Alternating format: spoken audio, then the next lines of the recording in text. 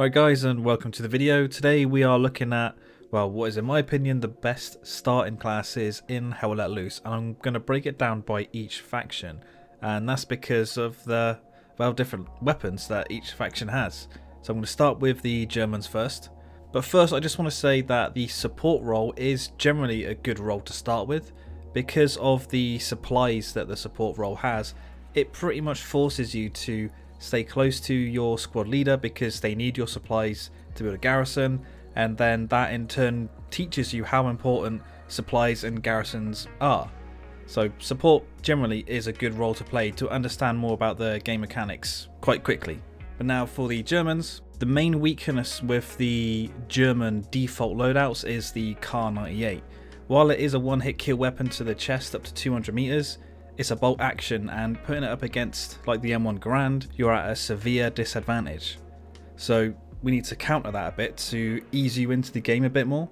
So I would say the Assault is a great class to start with because you get the G43, which is essentially an M1 Garand, a semi-automatic rifle. It's one of the best weapons in the game, to be honest, a G43.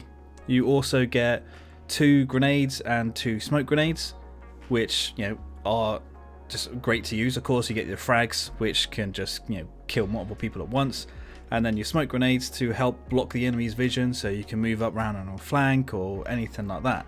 The thing with the Assault is that you don't have like a special or unique piece of equipment.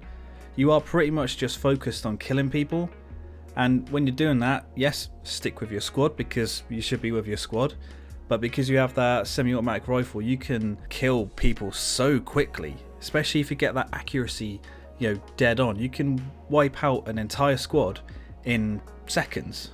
Also, the automatic rifleman, again, an extremely good role to pick. The STG-44 is a monster of a rifle. It's not as good at long range as the G43, but in those close quarter circumstances or even like a medium range, it decimates people. The STG-44, I absolutely love using it, and I pretty much nearly use the STG-44 whenever I can when I'm playing as the Germans, if a particular role isn't needed, such as like an anti-tank to take out the tanks. And again, with the automatic rifleman, you have no special unique piece of equipment, it's just the weapon. It's all about the weapon. Get in there, get into the combat, get the kills, help your team defend, help your team attack. You also can't go wrong with the rifleman role, really. I mean, you do have the Kar 98, which, you know, is a weak rifle, comparing it to the M1 Garand or G43, but it's a standard sort of loadout. You get frag grenades and you get an ammo box as well, which you can just drop down to help your team out.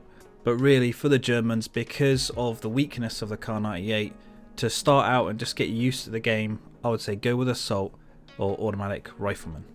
Now let's look at the Soviets. Now, I know for console players you don't have access to the Soviet Union yet, but you will get access to it hopefully soon. At the time of recording this video, there is no release date yet, but yeah, I'm just hoping it comes quickly for you guys. But for the Soviets, they have a similar weakness to the Germans when it comes to their default rifle, the Mosin Nagant. Pretty much all their loadouts use that weapon as a default weapon. So with the Mosin, there are actually 4 variants of the Mosin in the game. You got the scoped sniper version, you've got the 1891, which pretty much has the worst iron sights in the game. You have the M38, which is a shorter version, I believe, of the 1891, but it has actual good sights or decent sights to use. And you have the 9130, which I think is the traditional Mosin Nagant that most people know. But with the rifleman, yeah, the default loadout is the one with terrible sights, so I would say don't pick rifleman. For the assault class, the default weapon is an SMG. The PPSH with the standard magazine, so it's about 30 odd rounds. Now, while SMGs are great up close, when you get into mid-range or more, it's not as good. So if you're not confident with SMGs, or if you don't want to get in close quarters, don't pick assault. And that rings true for the automatic rifleman as well, because the automatic rifleman gets the PPSH but with the drum magazine, so it's 70 odd bullets in the magazine, and it's got slightly increased recoil against the normal PPSH. So what I'd really say for the Soviets, really starting out, is probably go with support. Because you get the Mosin Nagant 9130, so it actually has decent iron sights. But at rank 3, which won't take you long at all, you will get the SVT 40, which is their version of the M1 Garand or G43. It's the semi-automatic rifle, and that weapon, in my opinion, is better than M1 Garand because I think the sights are a little bit better, just a little bit, but on paper they are pretty much the same rifle. And now we come to the United States, and luckily with them, their standard rifle is the M1 Garand, which is one of the best weapons in the game. So picking something like the Rifleman, great option, absolutely great option. Support again gets that same weapon, so support, awesome. The automatic Rifleman gets the BAR, which is pretty much like the STG 44. It has less bullets per magazine, but it can be an absolute beast at just killing people. So that is a good choice. The assault class gets a Thompson, which personally I love using the Thompson at pretty much any range. But if you're not comfortable at that mid to long range combat, then the assault class won't be good for you, because past 50 meters for the Thompson, it takes 4 shots to kill someone, but under 50 meters, it's 2 shots to kill.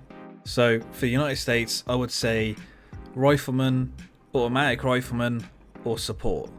Now, once you're more comfortable with the game, I would highly recommend people to play the officer role, but you need to understand how important it is to build an outpost, which is the spawn point for your squad, and a garrison, which is the spawn point for your entire team, because a lot of people don't play officer, or they may pick the officer role and not communicate with their squad.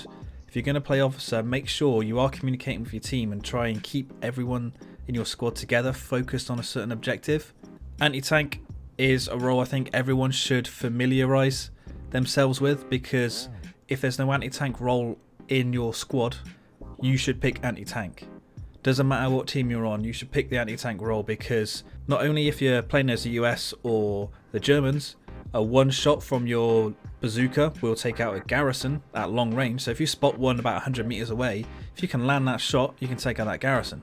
And then also you can take out transport trucks, supply trucks, and you need to get used to the idea of being sneaky around tanks and getting up to their back to shoot them in the back, because you will take up tanks in 1 to 2 shots.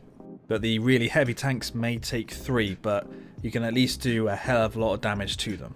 Also, the engineer role, because the engineer builds the resource nodes which the commander needs to be able to use their special abilities, like the bombing runs, the Katyusha strike, which the Soviets have, calling airheads, and many other things.